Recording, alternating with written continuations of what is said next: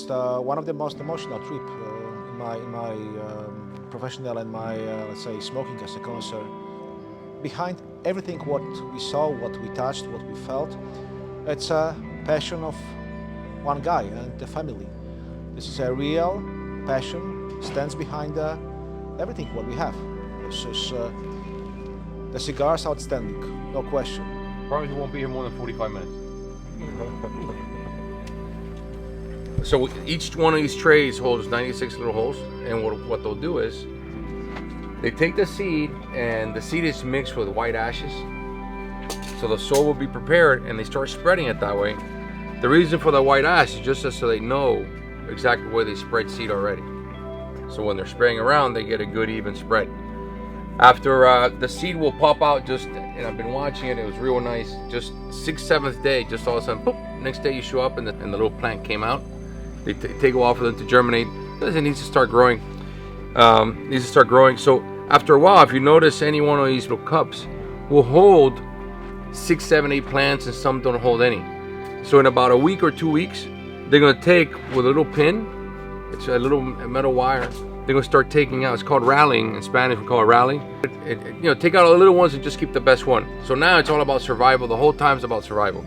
The plants will be here until about 45 days. The plant's gonna get to about this big, and you've seen the pictures when it gets pulled out, and the seed, the root itself, it wraps around the soil, so you bring out the whole cup. Sadly, we transplanted a couple weeks ago, so we don't have any tobacco, and it just depends on the weather. Normally, you would see tobacco that's big, and we see tobacco right in the drying and the curing barns. We're not gonna see that this trip. We had, when the first seed bed was ready about 60 days ago, there was a huge storm. So all the seed beds were ready, everything was ready to go, but the fields were all flooded. We had a storm that lasted 4 or 5 days, so they had to throw all the tobacco away. So now you're gonna see tobacco that was planted on January 11th, January 12th, which is only a couple weeks old, but you see how quickly that tobacco grows. And we'll get to see it as well. I've been watching that progress the whole time. Salud, amor y pesetos. Y tiempo para disfrutarlo. Hello everyone, my name is Wojtek Jaroszewicz. I'm from Poland. I'm the owner of Cigar Connoisseur Import and Distribution Company.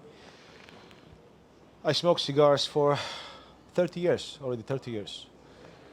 And I'm in cigar business for last 24 years, 25 years. Yeah. And this is my second trip to Honduras, but this is my first trip to the roots of CLE, Eiroa Asylum cigars.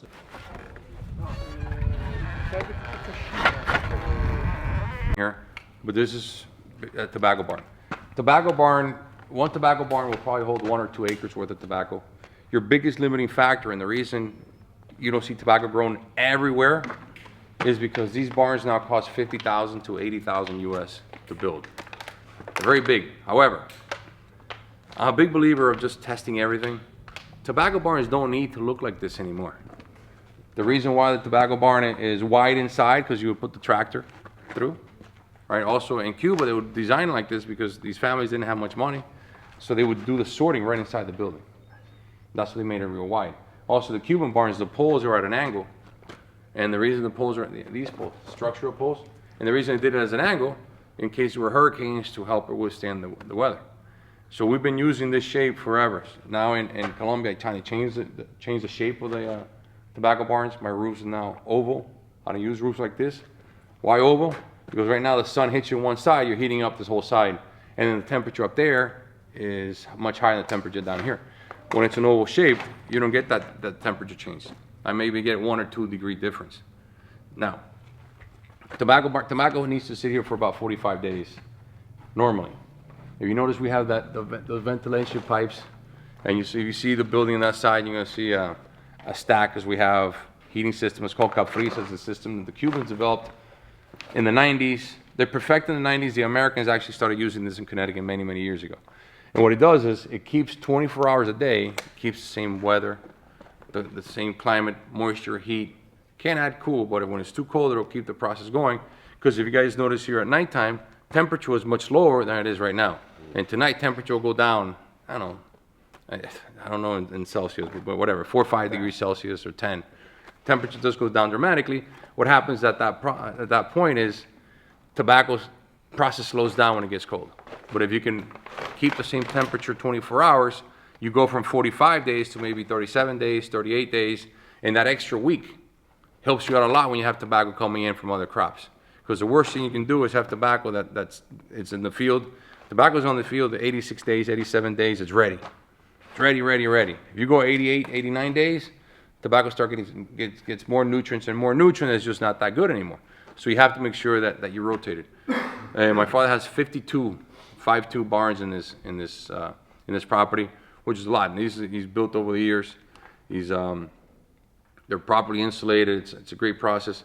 Now, like I said, I'm trying to design new types of barns that we could make them mobile. I'm trying to change the way tobacco is being done, because there's so much good land out there that we can take advantage. So imagine we could have tobacco. One of the visions that I have is if I could have tobacco from brand new soil that's never been used. 1 crop, 2 crops, plants will be a lot bigger. You have all these nutrients that are just sitting there just for you to absorb. So that's one of the ideas that I have in mind. So we use a lot of wood in these things. All the wood is grown here is eucalyptus trees, and you'll see a lot of eucalypti all over the place. Eucalyptus, they call it the very selfish tree. If you stand on the eucalyptus, the leaves turn sideways, so it doesn't even provide any shade. So if you're really hot, don't go to eucalyptus. So I brought a forestry expert here to help us. How do I forest? How do I do whatever? And the first thing the guy does is he looks at the eucalypti and says, "You gotta get rid of those trees." I go, "Why?" He says, "Because that tree sucks up more water than any existing creature, a living organism. And apparently it's a very, very destructive tree as far as the water consumption." Of course, I told my father said, "That guy doesn't know anything." Right, so I said, "Dad, he's a forestry guy, but whatever. This is my father's toy, man. You can't touch it." And he does have a use. So you'll see a lot of these poles everywhere. We use it obviously for the structure. Those are used to hang tobacco from. So you'll see a lot of different uses for the wood. We try to keep everything clean. The only way to do it is keep everything clean.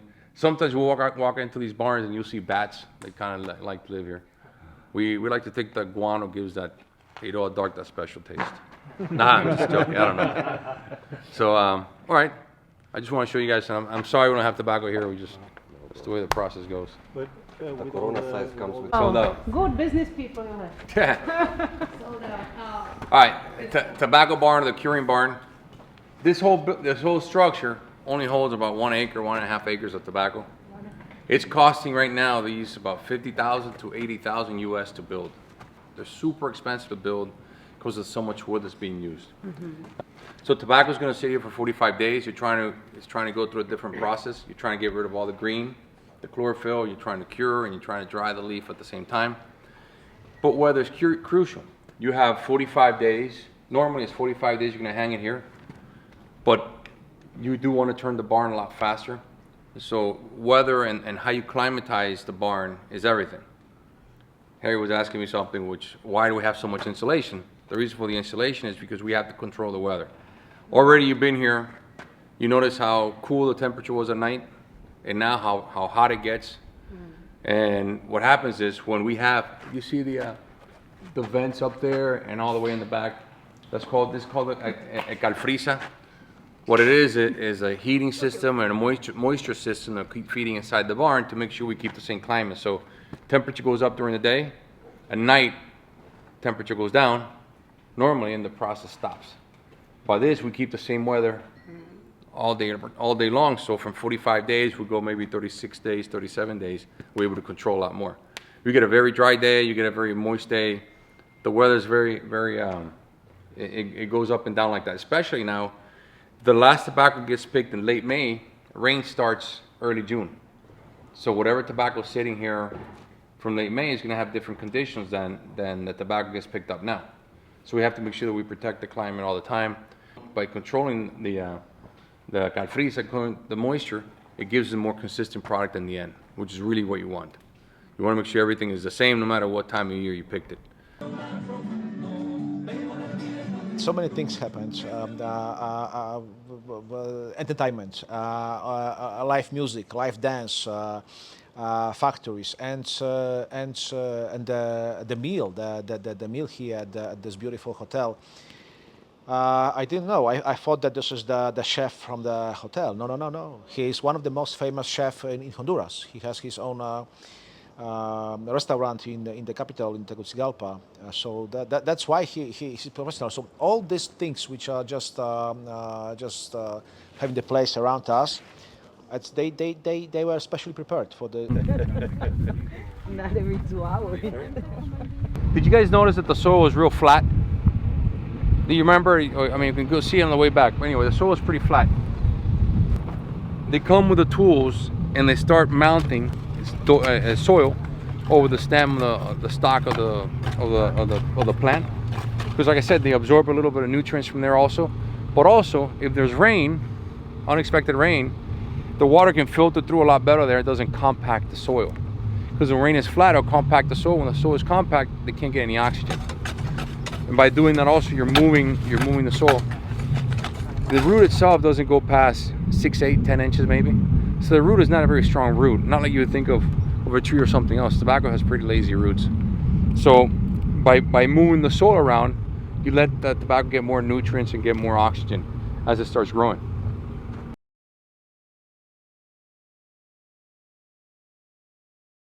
Of course, that was named the Cigar of the Year 2015.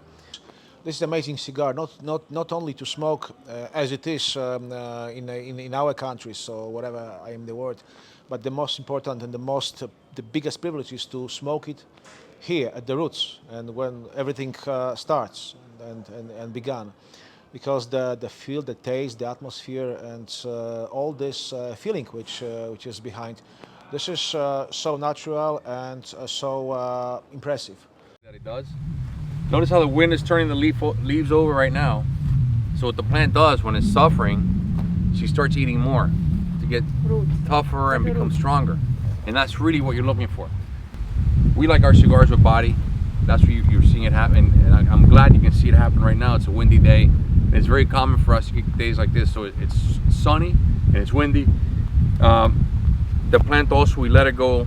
You want the soil to be dry. You want to really make the plant work, because when it's really dry, she forces her roots to go deeper into the ground, thus finding more nutrients and more oxygen in different areas. What makes my father so incredible in what he does, he's 86 now, so at his age, he doesn't care about money. He wants absolute perfection. There's no business decision with anything that he does. First to him is the end result, because now he's like, hey, you know, I want my last 5 crops, my last 10 crops to be the best I ever had, and I want to be remembered for that. So his thing is legacy and producing tobacco. That's so good. But the tobacco plant, when it starts growing little plants off the side. They're called suckers. So we're always tearing those off, because all they do is steal nutrients. If it's an Habano type variety, when the flower starts growing, it's called topping. We get rid of the flower. So all the nutrients now don't go to produce seed. All the nutrients go to make the leaf bigger and stronger and wider. And then as the tobacco starts growing, you start priming, which means you start taking off the leaves from the bottom. If you take off 3 leaves, those are 3 leaves less that you have to feed, and so on and so. What makes the Eiroa Dark such a great cigar is that I use the top leaves.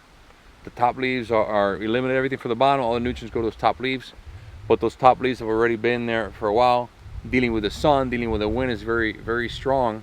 They're very thick, very hard to get wrappers out of those top leaves. Very, very hard. So only get out of 1 acre maybe 15, 20 kilos. But I also want you guys to notice how the soil changed from over there. Now the soil is different here. And then you just cross the street and it's different soil already.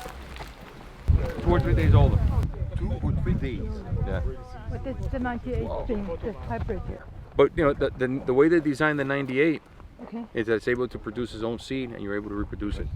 All right. Okay. So it's not in her. It's always the same Yeah. state of development. And one thing I learned was rocky soil is actually better, because when the day's over, the rocks still hold temperature, so the tobacco plant grows even at nighttime. And you can see here, it's just 2 days older, but it grows an extra hour, 2 hours. This is my second trip to Honduras, but this is my first trip to the roots of CLE, Eiroa Asylum cigars. The first trip to Christian, to Alexa, to Fields, to Hamastran, factories in Dunley. And I saw many times different countries, different companies. Buenos días. Buenos días. They use it to cut the veins. Thimble. Dedal. Ay, ¿tenía uno repuesto? Sí. Ah, tenía dos. Okay. One thing that we do differently, I don't know if they changed it since. Actually, they have changed it. Before, I remember Dominican, this is called frog stripping because it looks like a frog, right? So, before, Dominican, we strip it all the way up here, all the way down. I think now Dominican does it the way we do it. Obviously, you're getting rid of the stems. For the, you don't want that inside your cigars. We still get some once in a while, but the higher you cut, I think you lose a lot of nutrients, a lot of taste, and a lot of flavor. So that's one thing that Honduras, we've always done it this way. And like I said, I think Dominican switched to this kind of system. When you grow tobacco, you're always growing wrapper. You want wrapper. Why? The price of wrapper per pound, right, is $35, $45, $65 per pound. The price per fill is $8.50, and it costs the same. So obviously you're always looking for wrapper. That's why a lot of these seeds were developed also, because they produce a lot more wrapper than before. So you're going to see all different piles. Some of it was, a lot of that we're looking was probably mismanagement and fermentation, because when the tobacco is in fermentation, it's there for six, 7 days each time before you turn it. Or maybe one day there was too much rain, and it was naturally moist like this, and maybe the rain was on Friday. So it wasn't until Monday that they came in and said, "Oh my God, we got to flip this over because it had too much temperature very quickly." Sadly, we don't have any wrappers being sorted now, which is my favorite part when you're sorting the wrappers, because the smells are just incredible, man. I get these nice smells out of that, and that's where I get a lot of my ideas for blending cigars. But we'll see it now in fermentation. We'll see it in bulk. Anyway, so stripping, she's doing seco, she'll do ligero, viso. There are 5 different types of tobacco. You have volado, which is almost transparent, seco, viso, there's ligero, and then medio tiempo. Medio tiempo is thick like leather. So usually all 5 primings, and it's from the lower part of the plant to the highest part of the plant. The lower it is, the thinner the tobacco is going to be, the higher it is, the thicker it's going to be. And in fermentation, it's thinner tobacco will take 2 or 3 months to ferment. Thicker tobacco will take 12 to 18 months to ferment.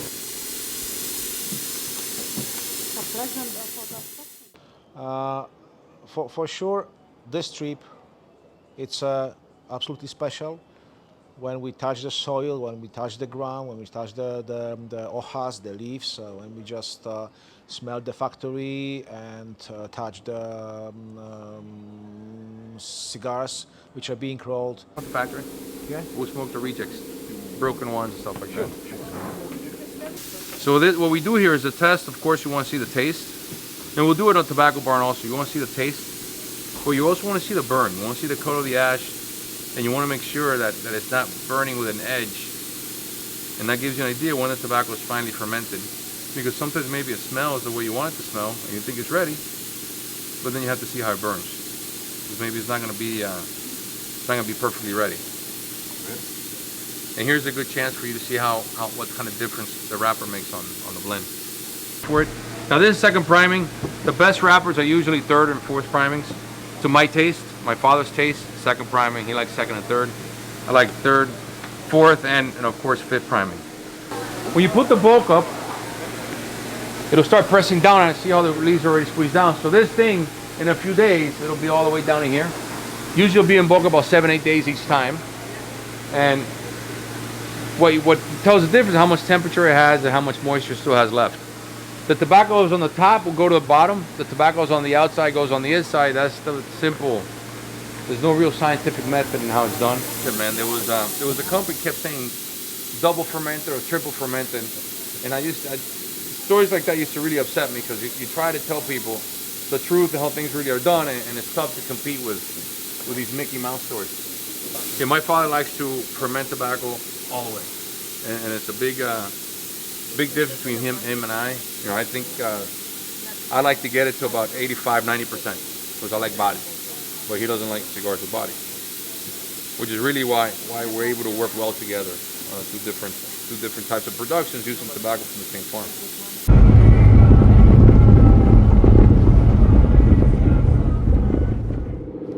Does everybody here blow the smoke out their nose when you smoke cigars? Of course. Everybody? Does anybody not blow smoke out their nose when you smoke? Yeah. When tobacco's been sitting, ammonia gets caught up in the middle. Okay, so we used to have a system where people would shake the tobacco like this just to air it out. And what the system would do is, first it was extremely slow. Number two, if you touch this tobacco, it was already a little dry, they would break a lot of leaves. So my father invented a system back in the 1990s, these barrels. And these barrels release a lot of ammonia in that room, so you're gonna go in a room, it's very, very strong. Just breathe in and out your mouth, you'll be fine. What it does is the barrel goes around, it opens the leaf, it's called the hand of tobacco. It opens up the hand of tobacco, whatever ammonia is trapped inside gets released and it comes back around. I personally believe that, again, this is just my personal theory, that some of the ammonia sticks in the tobacco on the outside and it evens it out, but most of it, it'll release it. Because there's no ventilation, there's no vent in that room, it's just tobacco, getting the tobacco from inside. So I have to think that some of the ammonia sticks back onto it. So we'll walk in there now, you guys will begin to understand it. If you really want to know what it's like, bro, air out your nose, then it'll be a whole different story.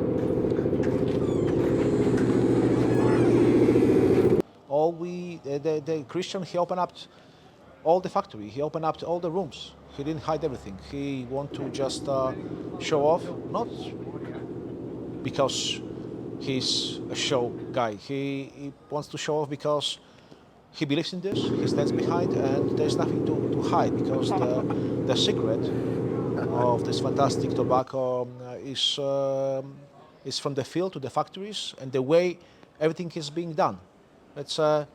It's amazing. What you're doing after it goes into pilon, once or twice, you get rid of all the moisture. You put the tobacco here and you're gonna air it out on these trays. You wanna get it so it's dry enough, not too dry that it's crispy, but that it's dry enough so you can pack it inside the bale. And now we'll see how the tobacco is packed inside the bale. It gets laid out here, and then the next room is how they actually make the bale, which is a pretty cool process. Okay, so the process here is gonna be a little different, and that's filler being packed. We're now gonna put the paper on top.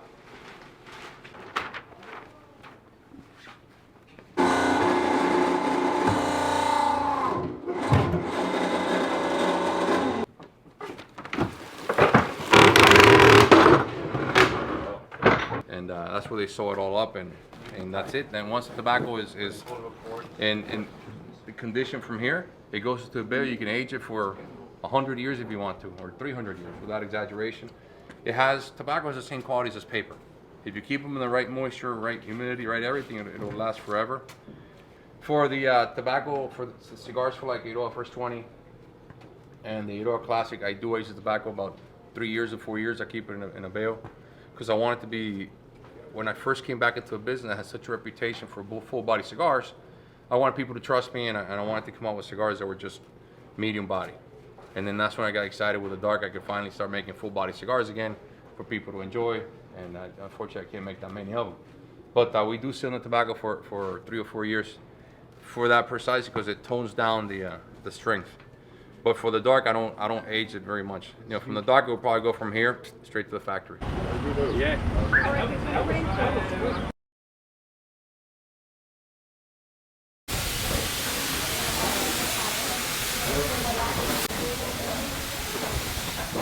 All right, this is all done by hand, it's not a machine. When you look at it, it always impresses me how even they do every single one of them. Even inside the box, that the customer's able to get that first impression when he opens up that box. Because I think it's part of delivery. Something that I always talk about a lot is somebody that goes to a cigar shop doesn't go to buy cigars. That person goes to a shop to escape. He or she wants some time off, time to think, time to relax, time to meet, time to whatever. It's our job, our responsibility, and as good partners to you guys and your customers, is to do our job. And our job means that every time that you recommend one of our cigars, that the cigar is always going to make you look good. Because imagine, and I'm sure it's happened to you before, you recommend a cigar and somebody goes, hey, why'd you recommend that cigar, man? This thing was terrible, it didn't draw, or a million different excuses. You know, one thing about the cigars, they're always going to be consistent. They're always going to match inside the box, because this tray is gonna have a different color from this tray. All right? There's a threshold to the colors. So all the 6s have to go in one box, all the 7s have to go in one box, all the 8s go in one box. But never a 6 with an 8 in color. I mean, does that, Right. hopefully that example makes sense. Right. Because tobacco is gonna give you different colors. We've seen the filler, you've seen the different tobaccos when it's being processed. Tobacco does have different colors, so we just have to make sure that everything matches and it looks real nice, real clean. They are the last ones that see those cigars before your customer sees that cigar, that box. So whatever she does is, whenever I haven't seen it, you trust that the cigars look good, but they understand their responsibility. So when they open this box, all the cigars are gonna be perfectly matched. They're gonna look just right. Buenas tardes.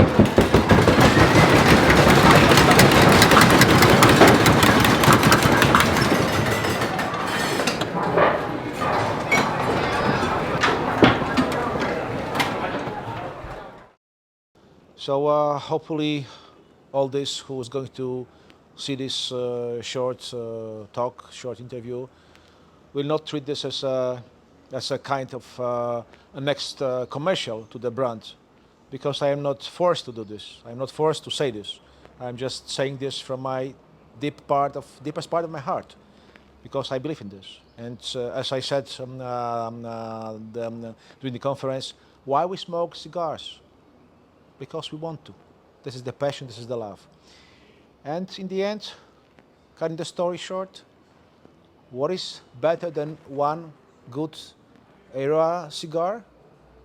Two Eiroa cigars, of course. Okay, how you doing, Lorenzo? Hey. All right, so we'll start right here with the wrappers.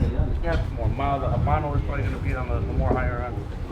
The next master blender right here, Lorenzo. It works, but I think that the warmth of the end Yeah, okay, yeah. make you feel better the aroma. That's a good point. Yeah, the heat. That was such a big surprise, and yeah, it was great having the chance to choose which kind of tobacco put in your cigar. That's amazing. Yeah, absolutely awesome. I would not taste. It's very flat. I would keep it for 4 or 5 months before I smoke it. Grazie. What do you think?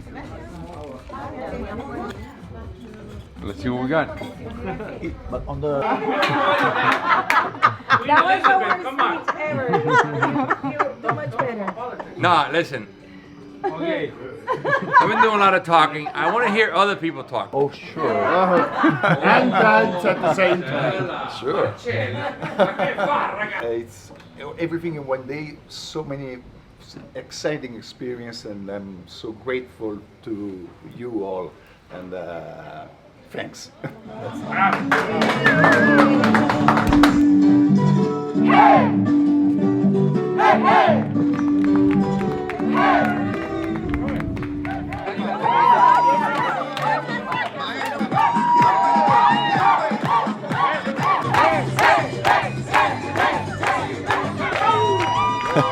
Oh well, Alexandra and Kristen, of course, they are great hosts, and I could not imagine coming here having so big hospitality, and they are so great.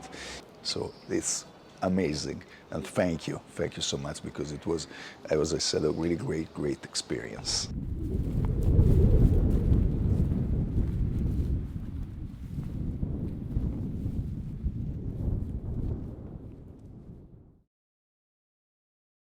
It's amazing, and of course there are many cigars in the world, but Eiroa, especially to me, this Eiroa Classic is no question one of the best I ever smoked. Thank you so much. Enjoy, and let's smoke together somewhere. Bye. That was awesome. Thank you.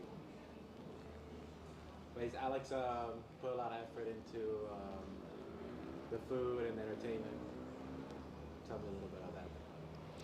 You know, as I said this trip, these few days are so packed that we are here for this is the second full day. We came Sunday, late afternoon, driving couple hours, coming by car a couple hours from the airport, but for the trip. So the fields, the factories, of course, but as you asked me, all the small things which became bigger during the days, during the events, they just created the whole bubble, the whole big atmosphere, and just united us as a Eiroa, CLE, Asylum family. So I can say thank you so much again, and pity that tomorrow morning I'm supposed to go back. But this is only the good part, to go back to show my love and passion to these cigars, to share with my friends and my smoking friends.